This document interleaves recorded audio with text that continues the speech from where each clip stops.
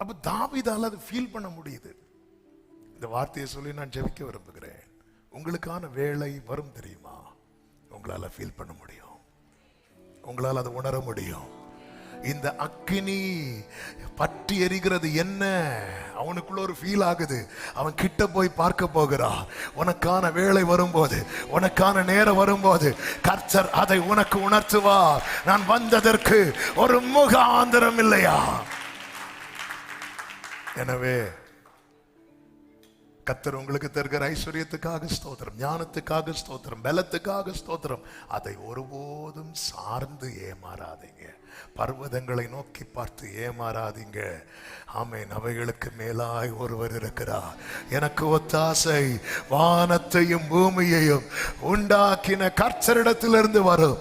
எனவே தான் வேதம் சொல்லுகிறது, அவர்கள் அவரை நோக்கி பார்த்து பிரகாசம் அடைந்தனர், அவர்கள் முகங்கள் வெட்கப்படவில்லை.